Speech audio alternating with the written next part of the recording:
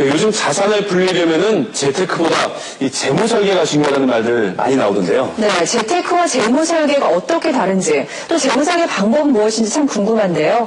귀 기울일 만한 정보입니다. 이성대 아나운서가 소개합니다. 매달 뻔한 월급 봉투 한숨만 나오시죠? 과거에는 절약이 최고의 미덕이었지만 요즘에는 재테크가 대세인데요. 자, 그 전에 반드시 알아야 할 것이 있습니다. 바로 재무 설계입니다. 재테크는 모든 기준이 수익률에 맞춰져 있습니다. 이에 비해 재무 설계는 현재 내 상황을 고려해서 돈을 어떻게 불리고 어디에 쓸 것인가까지 계획합니다. 1년, 2년의 수익이 아닌 인생 전체를 바라보기 때문에 무엇보다 체계적이고 효율적인 돈 불리는 기술인데요.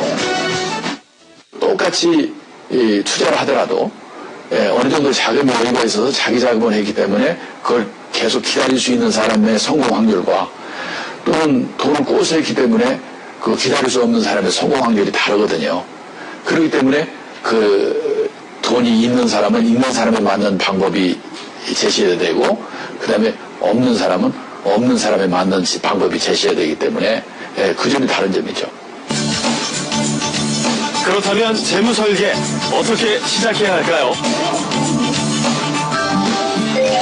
먼저 우리 집의 수입과 지출의 흐름을 정확하게 파악하는 것이 중요합니다.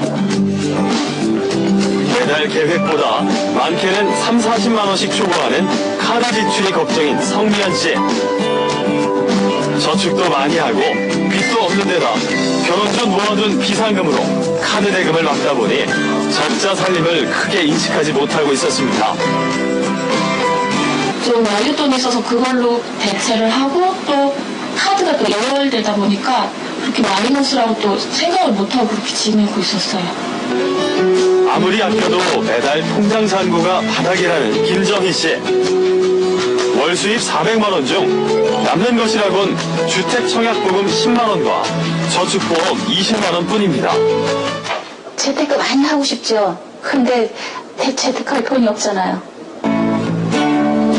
하지만 수입과 지출 내역을 하나하나 따져보니 결과는 예상 밖입니다.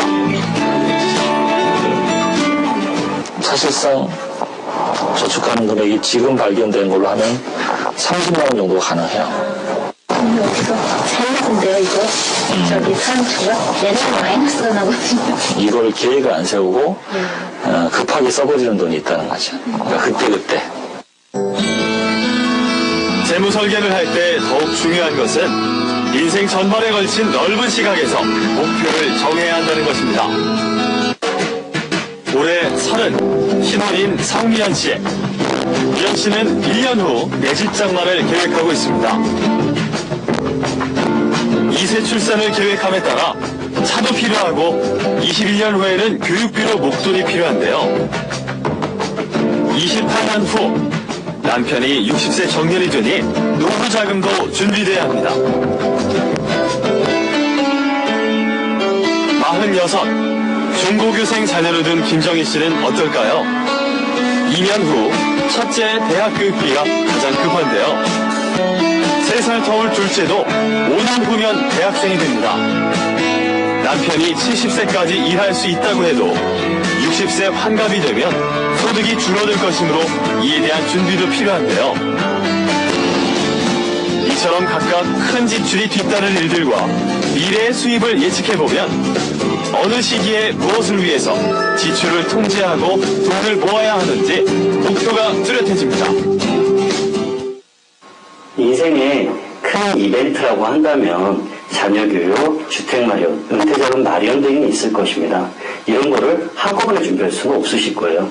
그래서 각 연령별로 가장 중점 둬서 운영을 하시는 게 가장 좋습니다. 가령 시형 부부는 주택 마련에 중점을 둬야 될 것이고요. 40대의 경우는 은퇴자금으로 중점을 두는 게 가장 합리적일 것입니다. 신혼인 성미연 씨 댁의 경우 아직 젊은 만큼 내 집 마련을 목표로 모든 재테크가 집중되어 있었는데요. 2세 계획을 세워놓고 보니 치솟는 대학 등록금부터 마음에 걸립니다. 2031년 51세가 되었을 때 자녀분이 20세가 되세요. 그래서 이제 뭐 은퇴 준비 막 준비하는데 아이가 이제 돈 쓰려고 계획적으로 막 이제 오는 시기입니다.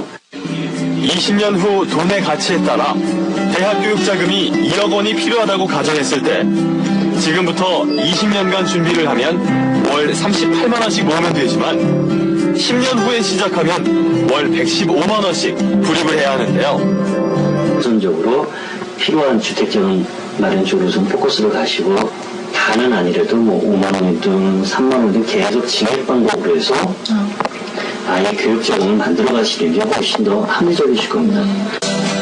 멀리 보고 차근차근 준비하는 것이 여유로운 삶을 위한 최상의 대책입니다.